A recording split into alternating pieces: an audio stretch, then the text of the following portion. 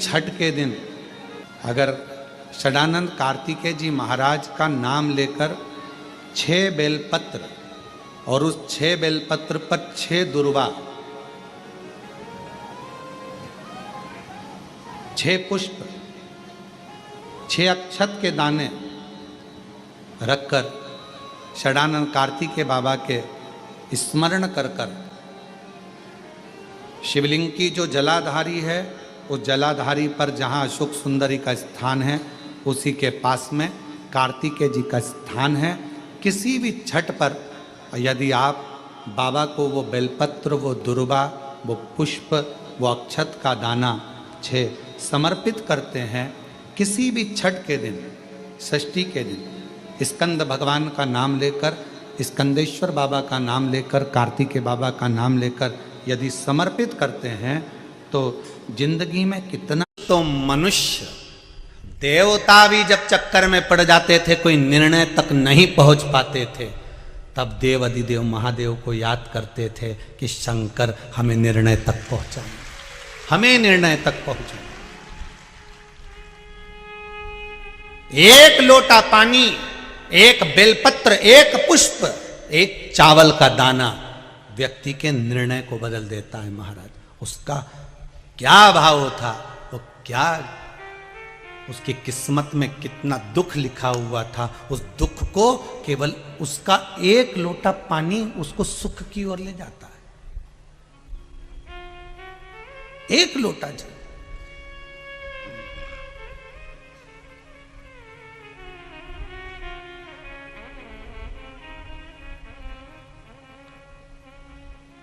आप में से कितने लोग हैं जो शंकर जी को रोज जल चढ़ाते हैं? हाथ उठाइए।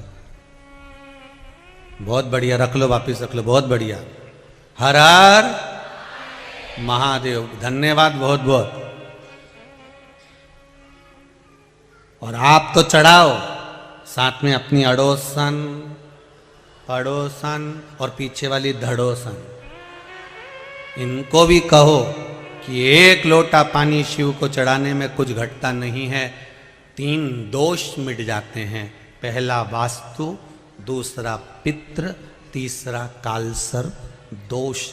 ये 3 दोष शंकर जी पर एक लोटा पानी चढ़ाने से मिट जाते हैं। पानी मंदिर का नहीं, पानी अपने घर का लेकर जाओ। मंदिर का अगर पानी लिया है 1 लोटा तो 1 रुपया दान पेटी में चढ़ाओ, 2 रुपया चढ़ाओ। पर अगर मंदिर का लोटा ले रहे हो, मंदिर का पानी ले रहे हो, मंदिर की बाल्टी ले रहे हो, तो हमें फ्री में पानी नहीं चढ़ाना, हमें 1 रुपया 2 रुपया दान पेटी में डालना है, ब्राह्मण देवता के हाथ में देना है। गुरुजी हमने आपकी बाल्टी ली, गुरुजी हमने ये लोटा लिया, गुरुजी हमने पानी लिया, ये ब्राह्मण देवता, ये आपका बाल्टी का, पानी का, लाइट का जो खर्चा हुआ होगा पानी भरने में, ये उसका, ये आपने जो परिश्रम करा बाल्टी भर कर रखी गुरुदेव, ये उसका। आप ब्राह्मण देवता को 2 रुपया 5 रुपया जो भी है, 1 रुपया 2 रुपया जो दान पेटी में है, अगर मंदिर का पानी प्रयोग में ले रहे हो तो वहां पहले दो, उसके बाद प्रयोग में ले, उसके बाद में। बेलपत्र और एक दुर्वा, मात्र एक बेलपत्र और एक दुर्वा। दुर्वा जानते हो ना? दूब बोलते हो कि दुर्वा बोलते हो? हाँ, दुर्वा बोलते हैं ना, हरा हरा कलर की। एक दुर्वा और एक बेलपत्र। प्रयास करना जिंदगी में एक बार, जिन बेटा बेटी का मंगल विवाह नहीं हुआ हो और जिसको लगता है कि भगवान शादी हो तो ऐसी जगह हो जहां हमारा आदर हो, सम्मान हो, सत्कार हो, जहां लोग हमारा आदर करें, सम्मान करें, सत्कार करें, ऐसी जगह विवाह हो जहां आदर सम्मान मिले। एक दुर्वा, एक बेलपत्र, नंदीश्वर का स्पर्श कराकर, नंदी का स्पर्श कराकर, जलाधारी का स्पर्श कराकर शिवलिंग के ऊपर समर्पित कर देता है, उसको जो वर प्राप्त होता है और घर प्राप्त होता है वो अच्छा ही प्राप्त होता है। अदालत तक नहीं जाना पड़ता, तलाक तक बात नहीं पहुंचती और उसके घर में सुख और समृद्धि रहती। क्या क्या चढ़ाना है? जम के बोलो जरा। एक दुर्वा और एक बेलपत्र।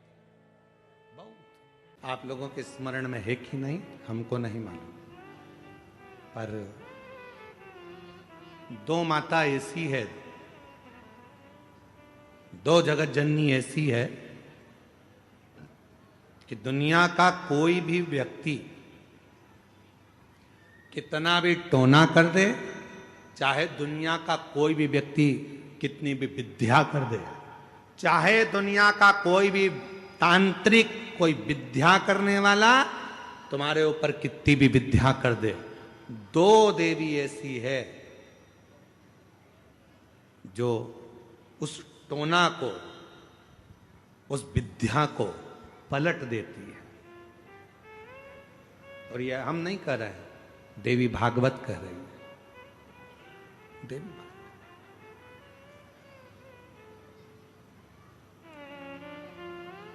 काली पुराण में भी इसका वर्णन आता है, देवी भागवत में भी इसका वर्णन आता है। दो देवी ऐसी हैं जो कोई अपने ऊपर अगर विद्या कर रहा है और वो दो देवी का स्मरण कर लिया जाए, उन दो देवी का नाम लेकर मात्र शंकर के शिवलिंग के सामने जो अशोक सुंदरी वाली जगह होती है, वहां पर अगर इन दो देवियों का नाम लेकर अगर जल चढ़ा दिया जाए तो किसी ने अगर विद्या करी भी होती है तो पलट जाती है। कोई कितना भी बड़ा तुम्हारे लिए तंत्र मंत्र कर रहा हो, वो तुरंत पलट जाता है, एक क्षण नहीं लगता और उनका नाम लेने से ही पलट जाता है। दो देवियां, एक प्रत्येगिरा माता, एक है प्रत्येगिरी माता और दूसरी है दंतेश्वरी माता, जिसका काली पुराण में विशेष वर्णन लिखा होता है, जिसका देवी भागवत में वर्णन आता है। और महाराज प्रत्येगिरी माता का वर्णन स्वयं यहां तक, प्रत्येगिरा माता का वर्णन यहां तक अथर्व वेद में भी प्रत्येगिरी माता का वर्णन और दंतेश्वरी माता का स्मरण यहां तक अथर्व वेद में भी वर्णित किया गया प्रत्येगिरी माता का। काली पुराण में तो है, देवी भागवत में भी है। ये जो दो देवियां हैं, एक प्रत्येगिरी माता और दूसरी, जम के बोलो, दंतेश्वरी माता। ये दो माता ऐसी हैं, अगर भगवान शंकर का ये शिवलिंग है, ये जलाधारी है, माता पार्वती जी का हस्तकमल, और यहां सामने एक मोटी सी लाइन होती है अशोक सुंदरी का स्थान, इधर गणेश जी, इधर कार्तिकेय जी। जब हम दक्षिण में खड़े होकर, उत्तर में मुख कर कर यहां खड़े होकर जब हम शिवलिंग पर जल चढ़ाते हैं और अपने जल के पात्र को थोड़ा सा आगे बढ़ाकर हम इस स्थान पर, अशोक सुंदरी के स्थान पर, इस यहां खड़े होकर जल चढ़ाते समय इस स्थान पर अपने पानी के लोटे को आगे बढ़ाते हैं और जल को यहां गिराते हैं। प्रत्येगिरी माता का नाम लेकर या मां दंतेश्वरी का नाम लेकर जब हम चढ़ाते हैं, आज दिन भर में अगर कोई ने भी हमारे ऊपर विद्या करी होती है, वो 2 मिनट के अंदर वो कटकर गिर जाती है और कोई असर नहीं हो पाता। दो मां, एक मां दंतेश्वरी, एक प्रत्येगिरी। कौन है ये प्रत्येगिरी माता? तो शिव महापुराण में बड़ा सुंदर वर्णन आया कि जब हिरण्यकशिपु ने बहुत तप करा, बहुत तप। मेरा निवेदन है आस्था चैनल वालों से, कथा लाइव चल रही है, उनसे हम निवेदन करेंगे कि आपके पास में दंतेश्वरी माता का फोटो हो तो आस्था चैनल वाले अवश्य दिखाते रहें बीच बीच में जहाँ कथा चल रही है। और प्रत्येगिरी माता का अगर फोटो हो तो सिंह का मुंह होगा माँ का, स्त्री का शरीर होगा माँ का, और बड़े बड़े दंत होंगे उनके, प्रत्येगिरी माता के। अगर वो भी चित्र हो तो अवश्य जहाँ कथा चल रही है तो लोगों को मालूम पड़े कि प्रत्येगिरी माता कौन सी है, दंतेश्वरी माता कौन सी है, उनका स्वरूप का दर्शन अवश्य करें। और प्रत्येगिरी माता का अगर फोटो का आप लोगों को समझ में ना आए तो एक बार हमको व्यासपीठ पर लाकर उस मोबाइल में दर्शन कराएं तो हम भी बता देंगे। प्रत्येगिरी माता, दो माता ऐसी है। काली पुराण के अंतर्गत, देवी भागवत के अंतर्गत हमारे वेदों के अंतर्गत दो माताओं का क्रम बड़ा विचित्र। तो हम अभी जो कथा को प्रारंभ कर रहे हैं तो प्रत्येक गिरि से प्रारंभ कर रहे हैं और इसको लेकर जाएंगे दंतेश्वरी माता तक। शिव जी की 5 बेटियों में एक बेटी श्यामली बारी, नाम बोलो आप लोग, श्यामली बारी। एक ऐसा नाम है ये, महाराज मान लो कर्जा बढ़ गया है 5 लाख 7 लाख 3 लाख 4 लाख 2 लाख, कोई भी थोड़ा सा भी कर्जा अगर मस्तक पर है, माथे पर है, तो शिव जी की श्यामली बारी नाम की जो कन्या है, बेटी है,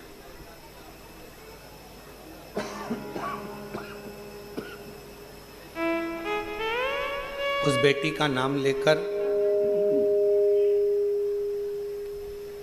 लाल चंदन बीच वाली पत्ती पर लगाकर, लाल कलर का चंदन बीज वाली पत्ती पर लगाकर भगवान शंकर के ऊपर जहां भी तुम बैठे हो डंडी का मुख अपनी ओर करते हुए शिवलिंग पर समर्पित करो। उसी बेलपत्र को वापिस उठा लें, एक रात्रि तक अपने घर पर रखें, दूसरे दिन प्रातः में पुनः उस बेलपत्र का विसर्जन करें।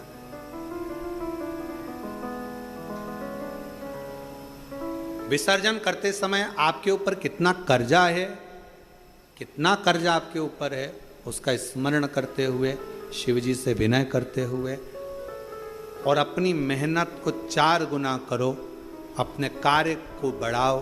दुकान हो, नौकरी हो, सर्विस हो, बिजनेस हो या कोई भी कार्य कर रहे हो, उसको लगनता से करना प्रारंभ करो।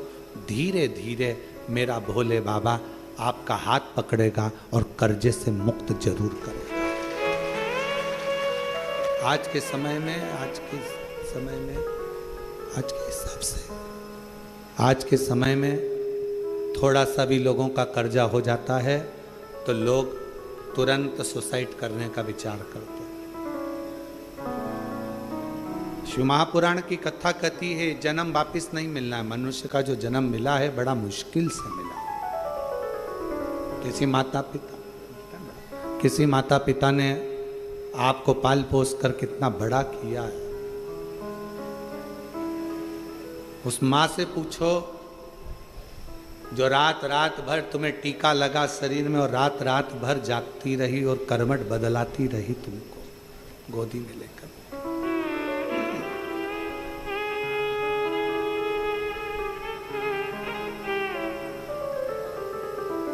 एकदम कैसे विचार कर ले, अपने प्राणों को इतना सरल मत समझो, इतना सस्ता मत समझो।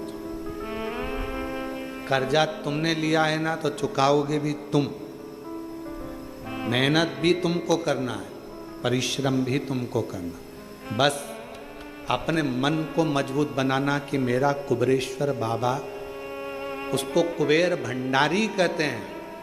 जब सबका भंडार भर सकता है तो मैं थोड़ा इंतजार करूंगी, मेरा भी भंडार भरेगा और कर्जा जरूर भरेगा। थोड़ा देरी हो सकती है। कुबेरेश्वर धाम पर आने वाले शिव भक्तों से हम निवेदन करेंगे, आप उसके दरवाजे आते रहो, जाते रहो।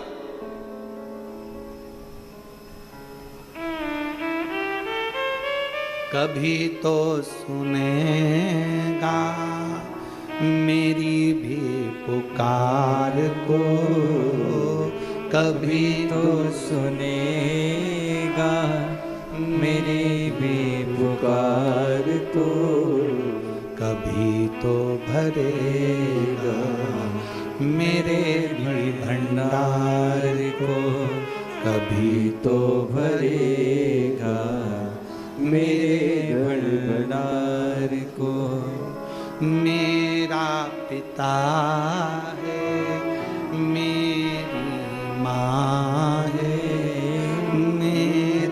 पिता है, मेरी माँ है, कभी तो सुनेगा मेरी पुकार को, कभी तो सुनेगा मेरी पुकार को।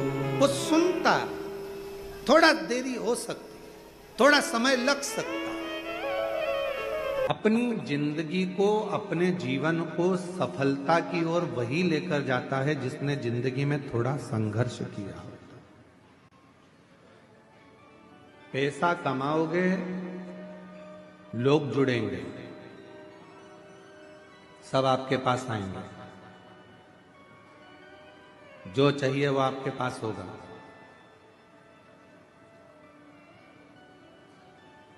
जो तुमको गाली देते थे वो भी पैसे के बल पर तुम्हारे पास आ जाएंगे।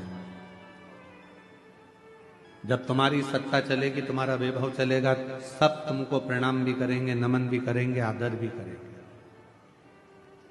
तुम्हारे भीतर अहंकार मत करना कि मेरे पास इतना पैसा है, बिल्कुल। कुर्सी मिल जाए तो लोग तुमको आदर करेंगे, madam, sir, sir, madam, madam, sir. इसके पहले की जिंदगी देखना, जब तुम्हारे पास कोई पद नहीं था, कुर्सी नहीं थी, प्रतिष्ठा नहीं थी, धन नहीं था, कोई नहीं पूछता था।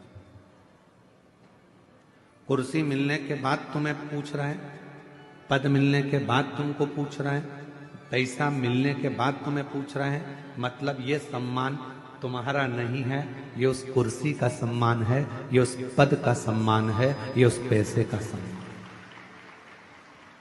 तुम्हारा सम्मान नहीं है। राम सिंह ही है, कमलेश कमलेश ही है, बिमलेश बिमलेश ही है, रमा रमा ही है। वो अपनी जगह पर ही रहेगी, पर वो कुर्सी पर बैठ जाए तो वो कुर्सी का लोग सम्मान करते हैं। तो ये अपने अंदर पैसा आ गया तो ये मत सोचना कि हमारे पास में हम सब कुछ कहेंगे और हो जाएगा। ना ना, ये धन का सम्मान, ये पद का सम्मान, ये प्रतिष्ठा का सम्मान, उतरे फिर वही रहोगे। इसलिए अपने स्वभाव को, अपने नेचर को कभी मत बदलना। आज है, कल नहीं होगा, तो भी इन्हीं के साथ रहना है, इनसे ही बात करना है, इनसे ही। थोड़ा धन बढ़ा और सबने पूछना चालू कर दिया आपको, अरे काका जी और चाचा जी और नाना जी और फूफा जी और मामा जी और ये और वो, सब ने पूछा।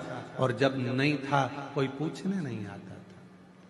क्यों, कितने का कर्जा हो गया, लाओ हमें बताओ, हम कर्जा चुका देंगे तुम्हारा। थोड़ा हमारे पास जमीन है, उसमें से आधा टुकड़ा जमीन का बेच देंगे, तुम हमारे रिश्तेदार हो, हम तुम्हारा कर्जा चुका देंगे। है कोई संसार में ऐसा जो रिश्तेदार का कर्जा अपनी जमीन बेचकर चुका देता हो?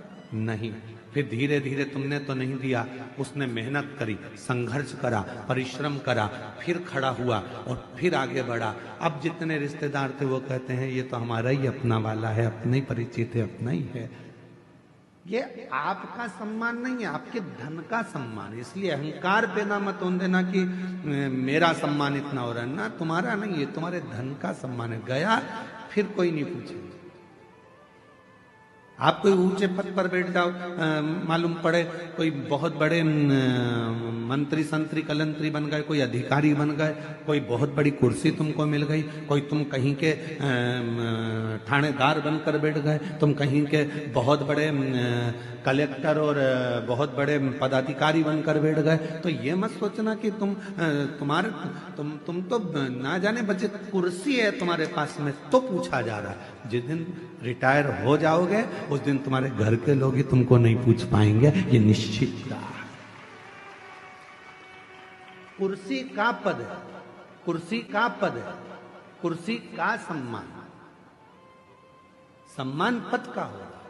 तो फिर क्यों हम अभिमान में पड़े? क्यों? सियोर वाला महाराज सोचे कि ये जितने आ रहे हैं सब मेरे चक्कर में आ रहे हैं, तो सियोर वाला महाराज को ये सोचना नहीं चाहिए ये तुम्हारे चक्कर में नहीं, ये देव अधिदेव महादेव के चक्कर में आ रहे हैं, जिसकी आराधना और साधना में। कोई कथाकार सोचे कि मुझे इतने लोग सुनते हैं, कोई कथाकार सोचे कि मैं इनकी जिंदगी बदल देता हूं। तुम नहीं बदलते, वो तो महादेव कृपा करते हैं तो लोगों की जिंदगी बदलती है, तुम तो खुद की नहीं बदल पाते। कोई महाराज सोचे कि मैं इसकी जिंदगी बदल दूंगा, महाराज खुद अपनी जिंदगी नहीं बदल पाता तो दूसरे की क्या खाक बदले।